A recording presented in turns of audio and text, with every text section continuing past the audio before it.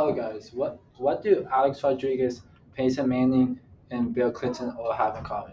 Not only do are they have successful careers, but they also have underwhelming ACT scores of 19, 22, and 22.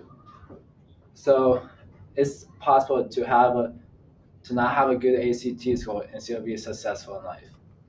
Now we're going to be talking about why standardized testing, such as the ACT and the SAT, are not a good reflection of someone's capability and potential. And today we're going to be talking about logical reasons, financial reasons, and psychological reasons of why ACT tests should not be used to measure one's success.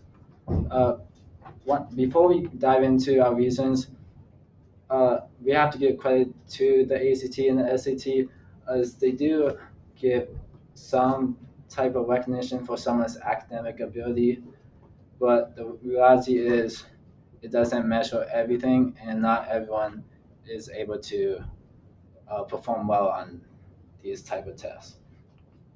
Now, like I said before, the ACT does a bad job measuring one's skills besides academic, which are more complex. According to humbleic.net, uh, skills that are measured on the ACT include creativity, uh, critical thinking, persistence, enthusiasm, leadership, and honesty. And there are sure many more that aren't listed, but these are the main ones. Now, now these will help me as well as other students prepare for the future and the future jobs such as a engineer, lawyer, doctor, and anything else you can think of.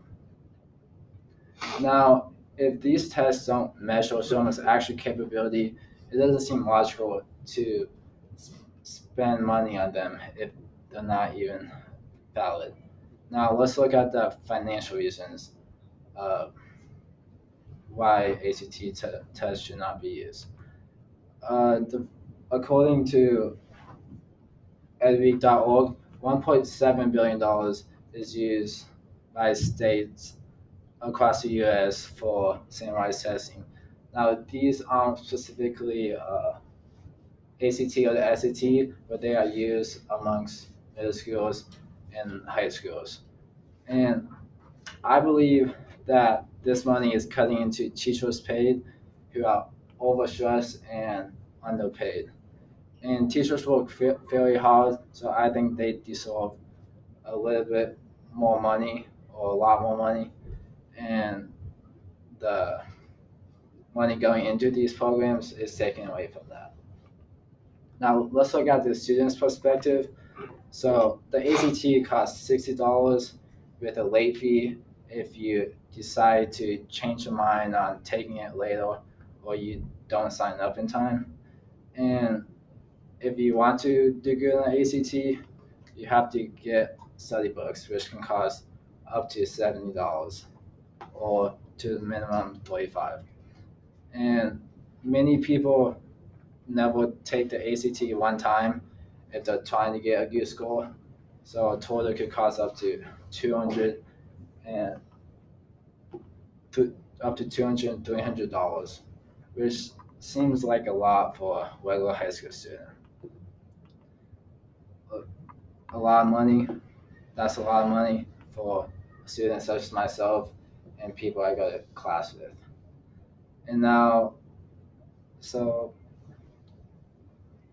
so these tests cost money, but which can cause stress if you're trying to go to college. So let's look at psychological effects, uh, reasons why the ACT is invalid.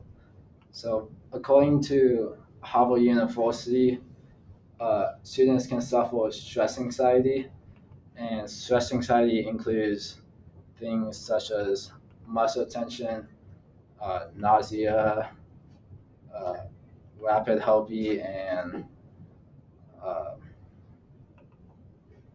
excessive sweating, and include many more. I myself like seem to get really hot and sweaty when I take the test, and I always tense up. So these can all lead to negative test scores that don't actually reflect what you should get. Now, we always, high school students who want to go to college and succeed have always have to take AP and CE classes as long as studying for tests and keeping up with homework. And if you're trying to save money for college, which is very rare that you don't have to save money for college, you need a job. And all of these add up for a regular student, and it can be hard to uh, keep up with the pressure. Now, your self worth and potential is not measured through these standardized testing, and I want to make sure you guys are positive. Most likely, you're going to have to take the ACT if you want to save money in college, or even some colleges require your ACT score. So let's recap. Today we talked about the logical reasons, the financial reasons, and the psychological reasons why the ACT tests are a good reflection of a student's capability and potential. Thank you for listening.